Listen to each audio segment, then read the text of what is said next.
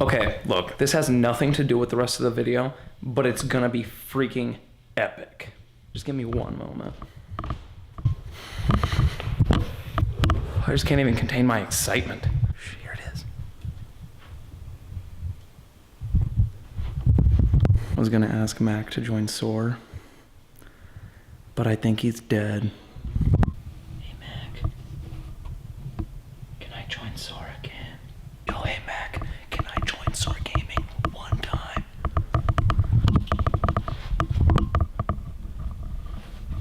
Yeah, bro, I got you, bro.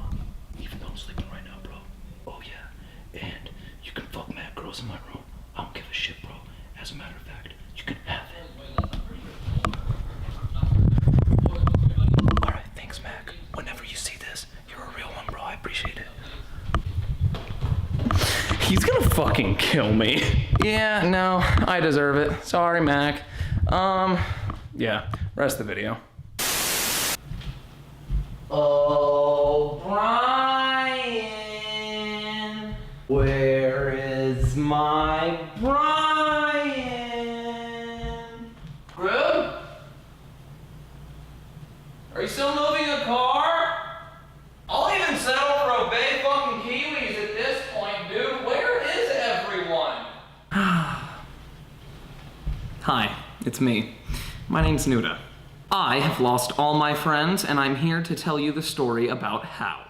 This is my bread talk. And no, you didn't mishear that. TED Talks don't make money. Bread Talks do. Before this video gets any worse, hi, this is the video about the fellas, why we're not a thing anymore. I have to bring in some lighthearted comedy before I tell you the life-changing story about how I fucked all of it up. So just bear with me, I'm sorry. No, but okay, it's every single day that I get comments or a request or something for this video. I'm finally doing it. So before I fuck around any longer, let's start at the beginning. So actually, let's start at the beginning of the end. So you guys had already followed us, me, Crude, and Brian. Let's just stick with us three for now. We were all in SOAR, we were all making videos together. It was an almost every single day thing, and then that died. Everybody's wondering what happened. I kinda was too, but when you sit back and look at it, there's one big problem. And it's right here. And no, it wasn't anything intentional. It wasn't like we had this huge fight or anything. Back when I was originally moving into the first SOAR house the first time, the original members of that house were me, Mac, Tensor, Incredilag, General, and Shifty. A ragtag team of straight dipshits. But I mean, looking at that roster of people, you know, I live with two of them again, and I mean, I'd still like to think that I'm friends with...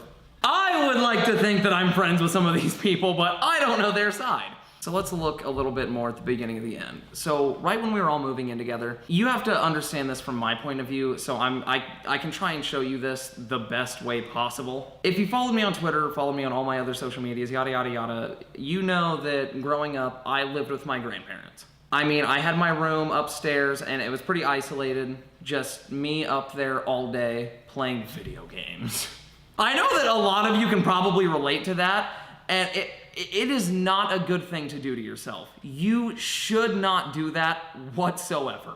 Maybe you just have to live through it and experience it and know that it's not right to do, because from an outside perspective, some people are just like, why the fuck would I ever do that? That's just not something, like, I have too many daily interactions with people and shit like that. And as much as I love to talk to people, entertain, and just do whatever, like interact, I was so holed up in my own room. Like, I literally a hermit, a recluse. Like, I just didn't leave. I didn't do anything. And my only escape from that was Twitter or YouTube or Snapchat or Instagram or Twitch or Discord, Skype back in the day. And it was every single day and I can't say every single day, obviously. I mean, there's exceptions, but I mean, that was what was routine for me, was get out of school, go home, that's it. I mean, I get online.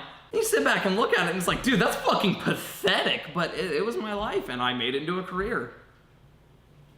Loosely.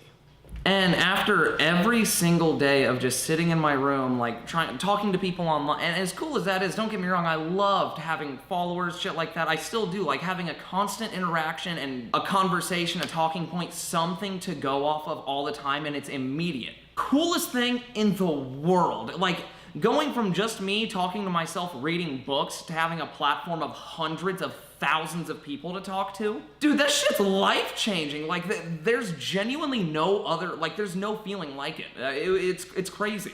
And here's where I start to fuck all that up. So the initial Soar House, it was supposed to be a lot like the New York Face House. I mean, we're supposed to vlog, upload, kill it, move in and do everything to its fullest potential. And after years and years and years and years of just sitting by myself and doing nothing, like, that's why I was so wild whenever I went out, because I was just at home reading about people doing cool shit. Like, all the story videos I made from back in high school, those were the rare nights I would go outside.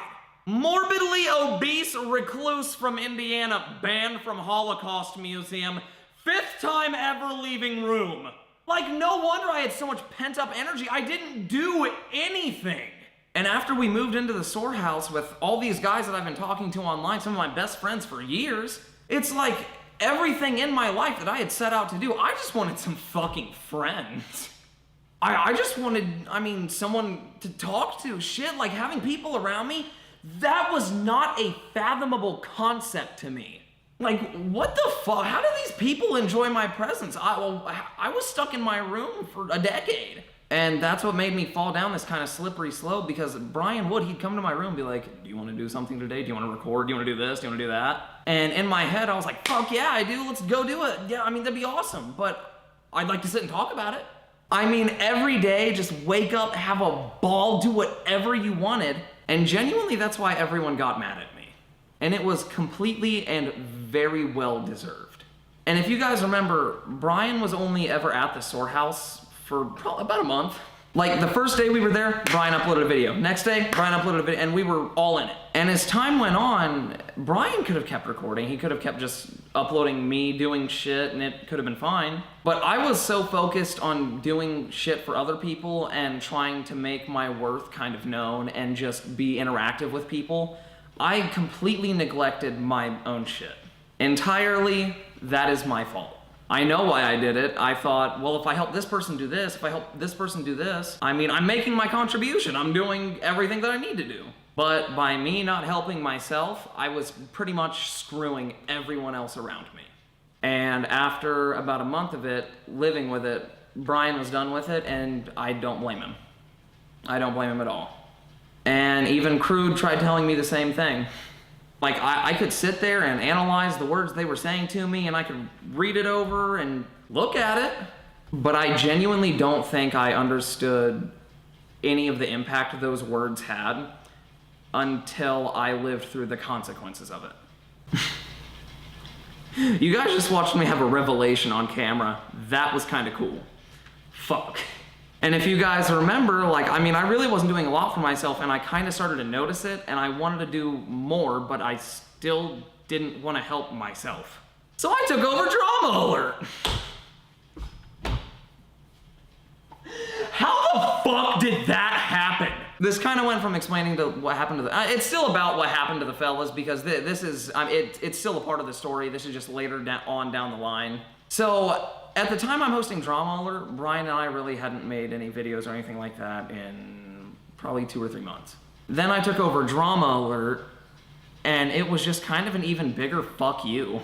In Brian's head, he's sitting there thinking, I've done so much to help this dude, and in return, he does nothing for himself, kind of tells me to fuck off by doing nothing, and then entirely moves his focus to someone else's career. So looking back on it now, I don't blame him for writing me off. I don't blame him for being pissed. I don't blame him for anything. Because, in all honesty, I loved running Drama Alert. It still is one of the best jobs. I got to go on Keemstar's channel and pretend to be Keemstar and got paid for it. What fucking reality is, where am I from? And another thing, I do have to apologize to Keemstar. Actually, before I apologize to you, Keemstar, have any of you ever received a 6 a.m. phone call from Keemstar saying, news? It really is one of the most fun jobs I've ever had. I've got to say sorry to you, Keemstar, because I fucked you over too. I had so much on my plate. I mean, even skinny Nudah, get fat again, fuck off.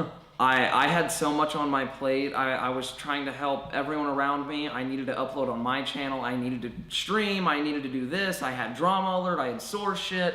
I had my own. I mean, once you get on that slope where you mess up that one day and you get behind and you have that much coming at you from all sides at all times. So to end it all off, I mean, that's kind of what happened is I tried doing my best, but my methods of doing it were just not the right, it was not the correct way to go at it at all. And before any of you tweet at them, I mean, I know some of you still are, but I can encourage you not to. If anything about this is gonna be resolved, it's gonna be man to man, person to person, gamer to gamer. I wanna say sorry to Mac.